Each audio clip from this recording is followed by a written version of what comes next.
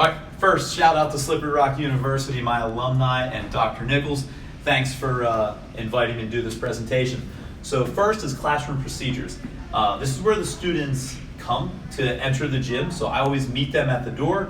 I am a big fan of SEL, social emotional learning, so I like to start with a high five, a fist pump. This year it's just an elbow, but I greet the students at the door.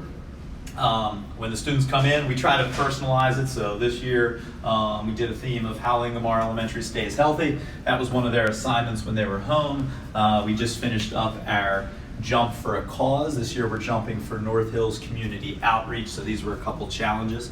So when the students come in, we start with an instant activity. So a lot of times that might just be a quick movement, skip, karaoke to get them warmed up. Then they come over here to their squad position. So as the students come in, so after the students do their quick instant activity, a lot of times we'll go into some type of fitness activity first. This year we switched it up and didn't have quite as much fitness with the COVID. So these X's on the floor are the students, I call them their squad positions. This year it's a little bit more spread out with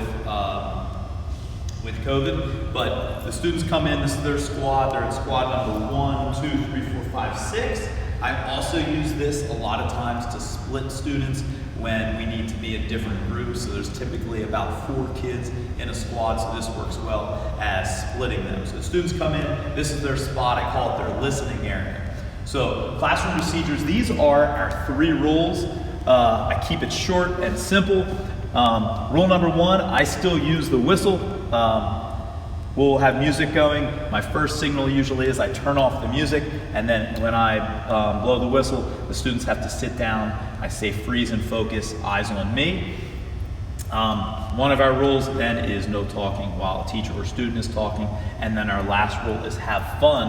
And when we talk about have fun, we use this right here, play hard, which we explain to the students is to try your best, give 100%, to play fair, to be honest, and to play safe, to always control your body. And if you do those 3 things, you'll have fun. So this is kind of as simple as we have it as our rules with being elementary, and then we build on this about how to treat people. But that's our focus as far as our rules.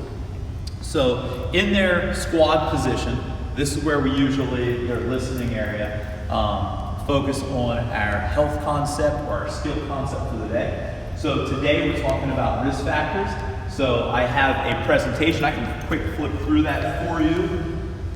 Actually, before I get to that, our fitness activity today, here's a couple of the skills that we are working on. So we're working on our push-up today. So oftentimes from Slippery Rock, I'll use our critical elements. A lot of times I like to use GIFs. I'll try to also, if the students are doing a nice job, take GIFs of the students doing the performance. They love to see themselves up there. So again, today's focus was on the push-up and the squat. So that is the techniques that we would be working on. And then after that, we're also doing some jump rope. So we're gonna do this workout today. After that, that's gonna take us into our risk factor activity for the day.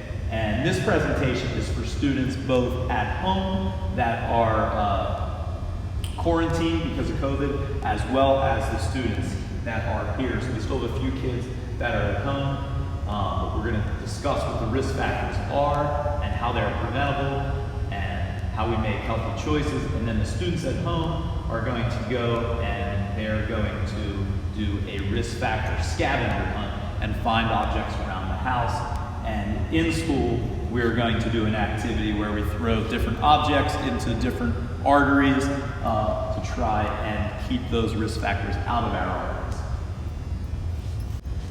So after our activities, a lot of times that's when we come back and we discuss why. Why do we perform those activities today? So we do that in their squad position. We'll do that, we'll check for understanding. And then when I dismiss the kids, this year, again, to space out, they come over and they line up on a yellow dot. So they'll line up and then they go out. So that's the overall procedures of the classroom. Tip, I used to always use tape. I found these floor markers that are awesome that they wipe right off and they go on and they don't peel off like tape as much. So little tip there as well. So as far as managing equipment, this is my office / equipment area. As far as receiving equipment, we've always at North Allegheny had a nice budget. It has shrunk some, but there are so many grants out there. I encourage you to look into that, as where equipment has never really been an issue with so many grants out there. Two big ones that we just received. One, our foundation, the North Allegheny Foundation, just gave us about $14,000. So we have 40 new Trek bikes and a trailer that we just received. They also helped us get our rollerblades. But there's so many other grants out there that you can get, not just through your school district. As far as organization and organizing this, I try to keep everything on wheels to quickly move it.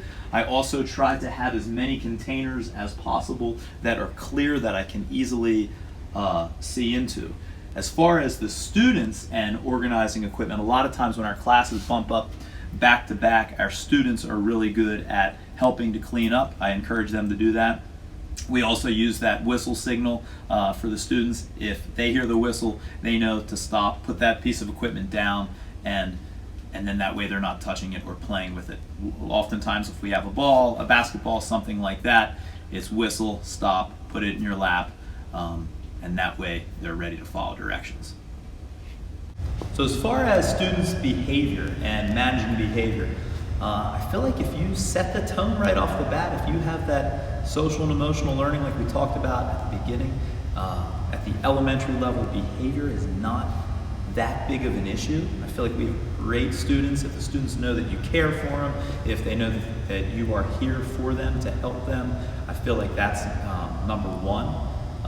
Simple rules that the students understand, I feel is huge. And then if we ever do have a discipline issue, usually with us it's as big as sitting out for a minute and telling me what you did wrong and what you need to do to fix that. Any type of threat to call home or talking to the principal usually does it, and we have not had to do that in many years. As far as grouping and working together, like I mentioned before, a lot of times I'll use their squad position.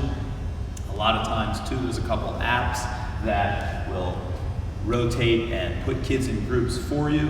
A lot of times, sometimes I'll just tell the kids to get a group as quick as they possibly can. And again, with that social and emotional learning we talk about, the students know if somebody needs a group, if somebody needs a partner, to always welcome them into your group. So students are pretty good about that. But also, I always stand in the middle when students are grouping, and if I see that somebody doesn't have one, I quick go over and say, you're my partner for the day, or I'll quick put them with somebody else. So a little bit of flexibility there. And then finishing up with classroom procedures, after the students line up, I always give them a grade for the day. I say make it a high 5 day, which if the students are awesome, if they're behaved well, I give them a 5. And then we go down the line, 4, 3, 2, 1. So that's communicated with the teacher. The teacher also kind of helps promote them doing a good job, and that's just another way that we communicate and show respect to each other as well.